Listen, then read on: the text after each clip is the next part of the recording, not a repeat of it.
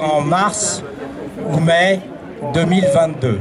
Donc tout ce qui peut être dit par les porte-paroles du gouvernement, ça ne tient pas la route, puisque vouloir se prononcer pour juillet 2022, c'est oublier qu'avant il y a des échéances électorales.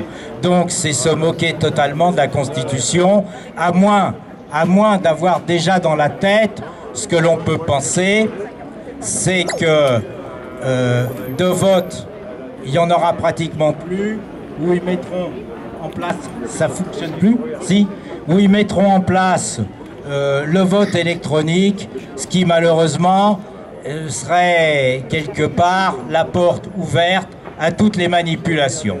Donc, d'ici là, et dans l'immédiat, je pense que, comme beaucoup d'entre vous l'ont fait, interpeller ou essayer, tenter d'interpeller les sénateurs et les députés, je pense qu'il faut continuer de mettre la pression sur eux.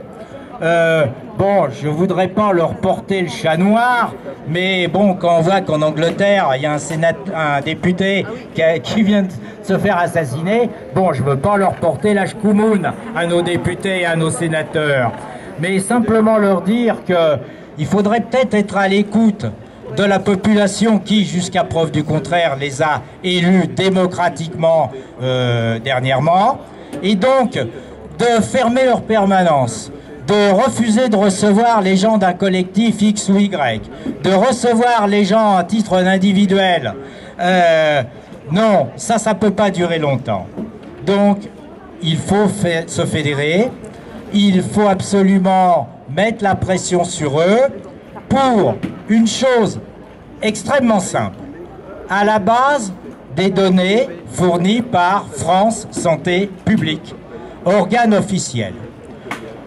Leur faire prendre conscience que maintenir l'état d'urgence sanitaire, premièrement, c'est totalement illégal, c'est totalement inadapté à la situation, et à partir du moment où on fait tomber l'état d'urgence sanitaire, tout le reste tombe, puisque c'est là-dessus qu'est basé le pass sanitaire, qui sont basés le port du masque obligatoire sur les marchés. Mais là, je suis très content parce qu'aujourd'hui, ce matin, sur le marché du Chambon-sur-Lignon, de bonne heure, il n'y avait pratiquement plus personne qui portait de masque.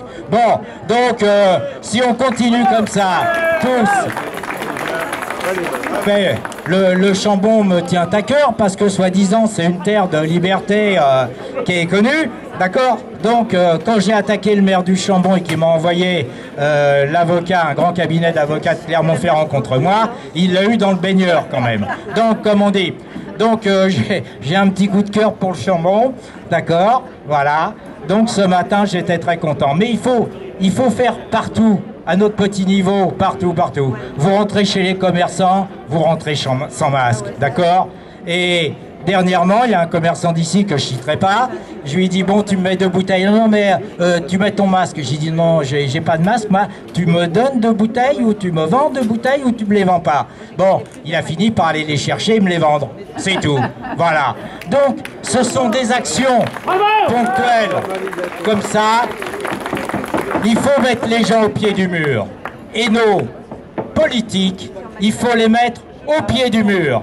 Messieurs, vous faites une proposition de loi pour mettre fin à l'état d'urgence sanitaire et au règne de ce mec qui se prend aujourd'hui, parce que la France est devenue championne d'Europe de football, alors il se prend pour le Benzema de l'Élysée. Bon, non, faut arrêter les conneries, mon pote. Hein? D'accord?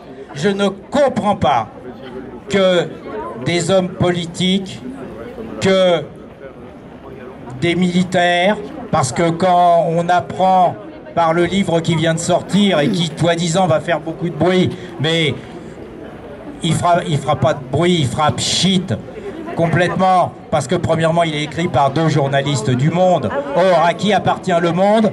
Regardez dans les actionnaires du Monde, vous verrez à qui il appartient. Donc, aujourd'hui, ce livre-là, il est fait simplement que pour faire place nette, je dirais, faire prendre conscience que Macron n'était véritablement qu'une marionnette, mais je vous l'ai dit dès le début, il y a plusieurs semaines, d'accord, qu'il est aux mains de puissances, et ces puissances-là savent que lui, il ne peut pas être réélu. Alors ils sont en train de chercher son successeur, et ce livre-là, c'est fait pour... Allez, le Macron, on le dégage, vite fait, c'est vrai, la pancarte, oui, faut qu'il dégage, c'est certain.